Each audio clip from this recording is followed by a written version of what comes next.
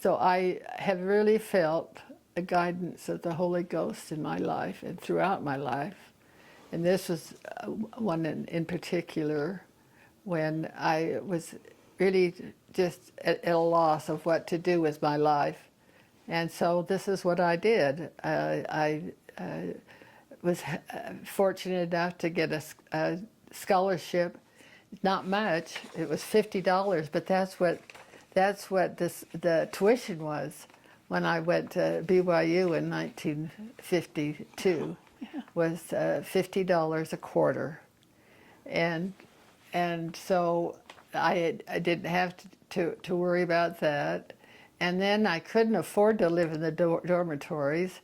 The dormitories, I think, were $55 or $60 a month. But I was able to get a place in a home called Wallace House. And this was owned by the university, and they would rent it out to maybe 4 or 5 of the students. And we would keep house and cook and do all that you do when you're living in a home. And I had some wonderful roommates, and I honestly believe that the Lord directed me to this because these 2 roommates, Raylene and her I can't remember. Raylene was one, and well, anyway, they got me interested in genealogy. This was the beginning of my being interested in genealogy. And I guess it's just in my bones, and I continued the rest of my life. But it all started at Wallace House. Now Wallace House was torn down, and the Hinckley Alumni Building is sitting where the Wallace House once stood. I have a picture of Wallace House, and it was it had been a home that had been moved from a different area and just plopped on the campus. So it was here at Wallace House that these 2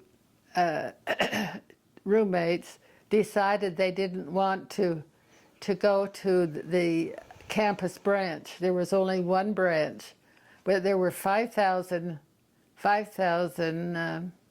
students at BYU when I first attended, and this campus branch met in the that building has been torn down. I can't. You'll have to excuse me. I can't remember all that I want to.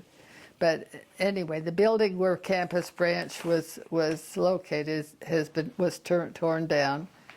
But so these girls decided they wanted to go to a regular ward, and so we walked down to Oakhills Second Ward there just off the campus, and Richard had just come from a mission in Germany.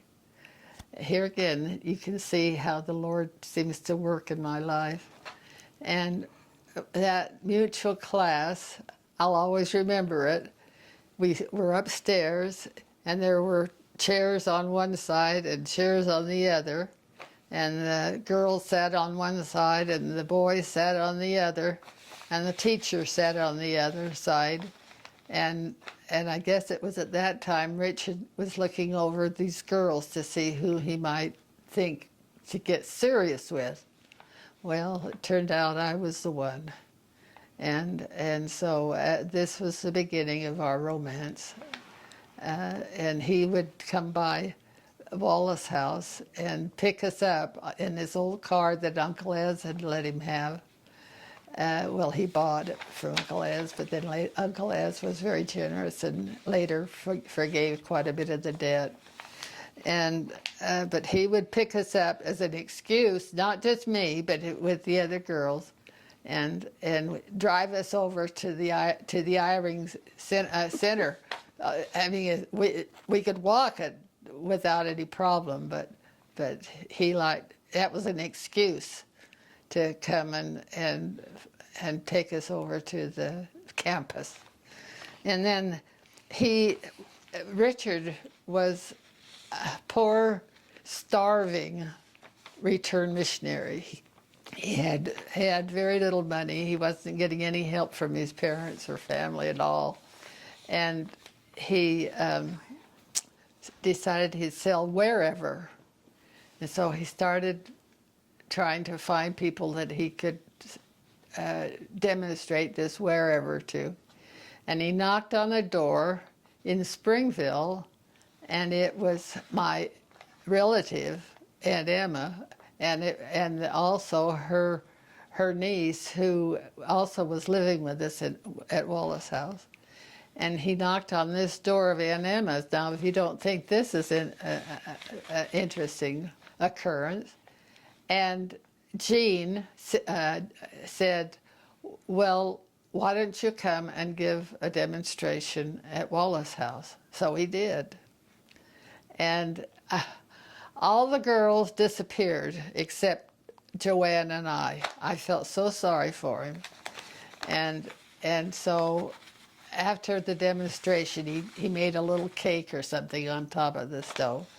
After the demonstration, I said, would you like something to eat? And so I just felt that he looked malnourished. So I think it was my lemon pie that made him decide that maybe he might fall in love with me. Now, he claims it was love at first sight, but interesting. That's how we first met, was at the Oakhills 2nd Ward.